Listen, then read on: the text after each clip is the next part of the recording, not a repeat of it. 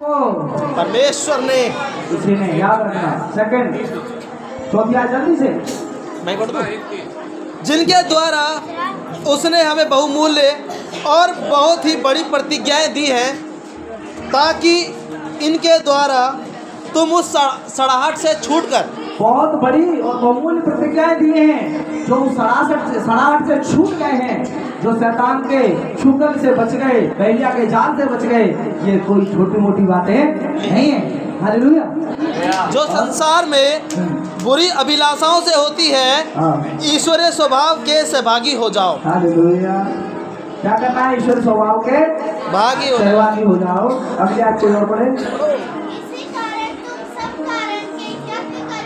और ऊंची आवाज निकाल के, इसी कारण तुम सब प्रकार के यत्न करो, मेहनत करो और अपने विश्वास पर एक सद्गुण लेकर आ जाओ। अपना विश्वास मरा हुआ विश्वास नहीं रखना, अपना विश्वास जिंदा विश्वास रखना है। जैसा यीशु ने कहा, ऐसे जैसा विश्वास मैंने किसी का नहीं देखा, ऐसा विश्वास प्रभु को दिखाई दिया आपका। और विश्वास के ऊपर सद्गुण होना चाहिए, और सद्गुण वहीं नहीं रुकना चाहिए। अगर अच्छे गुण है तो सद्गुण पर क्या होना चाहिए? समझ भी होना चाहिए। मैं प्रभु के लिए आता हूँ, मैं प्रभु के लिए कुछ करूँ, मैं प्रभु के लिए कहीं बाहर तो नहीं बन के रह रहा है। हम लोग कोई लंगर खाने आए ना, नहीं ना, हम तो प्रभु के राज्य के लिए आए हैं। प्रभु के राज्य को बढ़ाना है, हमें सहभागी होना है। अरे कोई गाड़ी में 1 कुंटल वजन है, वो गाड़ी नहीं चढ़ पा रही अपन ऊपर, जरा सा हाथ लगा के थोड़ा कोशिश करते हैं, क्या मतलब मेरे सहारे से निकल जाए। हेलो, लगेगा ना? कोई आदमी 1 कुंटल वजन नहीं उठा सकता, मगर जब 2 लग जाते तो हो जाता है। इसीलिए हम सहभागी होकर सेवा को करेंगे आगे। और समझ पर संयम और समझ के ऊपर संयम भी चाहिए। कई बार हम जल्दी से संयम नहीं रख पाते और उन चीजों को खो देते हैं। संयम रखना है। कभी भी कोई चीज मिलती है तो बड़े धीरज के साथ सहो, और संयम पर धीरज, और संयम पर धीरज रखो। कभी भी अपने धीरज को खोने नहीं देना, धीरज को अपना काम करने दो। आपने लिखा है। और धीरज पर भक्ति, और धीरज के ऊपर क्या है? भक्ति में बने रहना है। प्रभु की भक्ति करें। हम लोग संसारिक भक्ति करते हैं कि नहीं करते? तो हमें अपने प्रभु की भी भक्ति हमेशा करनी है, पवित्रताई के साथ, बुराइयों को त्याग कर, माता पिता का आदर करके, जैसा भी सिखाया प्रभु के दास के साथ। आगे। और भक्ति पर भाईचारे की प्रीति, और भक्ति के ऊपर सबसे बड़ी चीज क्या है? भाईचारे की प्रीति। दूसरों से प्यार करना यीशु ने सिखाया। और भाईचारे की प्रीति पर प्रेम बढ़ाते जाओ। और भाईचारे के ऊपर क्या है? प्रेम को बढ़ाते जाओ, चले जाओ। यीशु ने कहा प्रेम नहीं तो वो मेरा चेला नहीं है। आगे।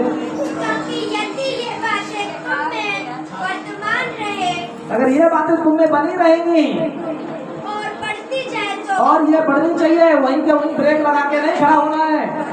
ये लोहा नहीं है, ये प्लास्टिक नहीं है, ये बहुत जीवित वचन है, जो अंदर जाएगा और क्या करेगा? अपना कार्य करके बढ़ेगा।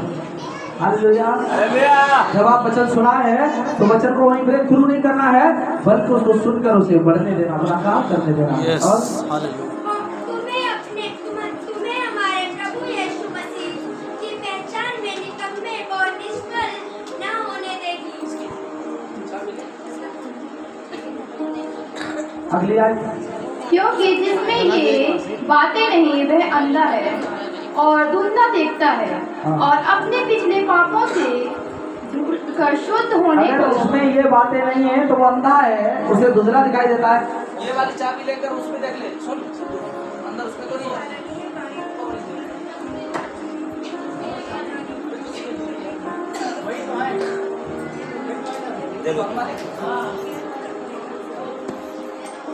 जी दोबारा से उसको दोबारा से।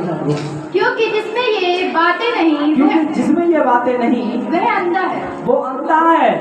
अगर उसके अंदर सद्गुण नहीं आया, उसके अंदर समझ ही नहीं आई। कई लोग आते हैं ना, उन्हें पूछो भैया चर्च क्यों जाते हैं? कितने साल से जाते हो? 3 साल हो गए। पता ही कुछ नहीं है क्यों जाते थे, पता ही नहीं क्यों, क्योंकि उनके अंदर समझ नहीं आया, उनके अंदर सद्गुण नहीं आए, वो कुछ करके नहीं राजी थे प्रभु के लिए, इसलिए प्रभु भी कुछ नहीं कर पाए। कई लोग तो परमेश्वर ने करोड़पति बना दिए, कई लोग तो रोड पर ही भी खड़े हैं। कई बार क्या कहते हैं बोलो लास्ट में? एक बार मेरे को किसी ने बोला, भैया एक व्यक्ति है वो प्रभु की चर्च में भी जाता है और कई चर्चों में भी जाता है, मगर वो कहता है प्रभु सच में मुझे नहीं लगता कि यीशु मसीह प्रभु है। कौन है वो? तो कौन है? मतलब कहीं में जाता है ना, हाँ, कहीं में जाता है। वो जाता है पर उसको समझ नहीं है क्या कर रहा है, उसकी आंखें नहीं खुली, प्रभु ने खोली है आंखें लोगों की। आगे धूल कर देखता है और उसे धुंधला दिखाई देता है और अपने पिछले पापों से धुल कर शुद्ध होने को और वो भूल बैठा परमेश्वर ने है। उसे शुद्ध किया, वो भूल बैठा है। प्रभु ने जितना उपकार किया उसे याद नहीं है। अरे हमें तो अपने प्रभु को याद रखना है ना। प्रभु ने क्या किया, मेरे पास बेटा नहीं था, प्रभु ने बेटा दिया। मेरी पत्नी बीमार रहती थी, प्रभु ने अच्छा किया। क्या ये भूल जाऊं? मैं भी अपने जीवन को आज त्याग दिया होता अगर मुझे प्रभु नहीं मिलता, क्या ये भूल जाऊं? यही चीजों को समझना। अगली आयत को क्या कह रहा है प्रभु? इस कारण हे भाइयों, हाँ, अपने बुलाए जाने और चुन लिए जाने को सिद्ध करने के लिए तैयार रहो। अपने बिलाहट को, अपने परमेश्वर को जानो। क्या हो गया, आप लोग नहीं आ पाए 2 संडे, कोई दिक्कत नहीं, मगर तीसरे संडे जब आओ तो जरूर एक मिठाई का डब्बा या प्रभु के लिए कोई उपहार लेकर जाओ, ताकि प्रभु भी दूर से ही तुम्हें तुम्हारी भेंट को ग्रहण करे हाबिल की तरह। कई लोग होते हैं एक संडे मिस हो गया, दूसरे संडे जाएंगे ही नहीं, तीसरे संडे को कठोर कर देता है, कहेगा तेरे को सब लोग टोकेंगे। अरे क्यों टोकेंगे भाई, जब आप स्पेशल बनकर जाएंगे कोई जरूर नहीं, कोई रोक नहीं सकता। परमेश्वर के वचन में लिखा है भेंट द्वार खोलती है। कोई भी रुका हुआ काम है, जब भेंट लेकर हम करते हैं उस काम को प्रभु कर देता है। आगे भली भांति यत्न करते जाओ, भली बात यत्न करते रहो, क्योंकि यदि ऐसा करोगे तो यदि ऐसा करोगे तो कभी भी ठोकर न खाओ। कभी ठोकर नहीं खाओगे। आप लोग ऐसा ही करना है, हमें भी ऐसा ही करना है। आगे वरन इस रीति ये से लास्ट आता है, सभी लोग कहेंगे वरन इस रीति से हमें प्रभु की उद्धारकर्ता हमें प्रभु यीशु उद्धार करता यीशु मसीह के अनंत राज्य में बढ़ के पर आदर के साथ प्रवेश करना। हाँ, परमेश्वर जाते बड़े आदर के साथ प्रवेश करने पाओ।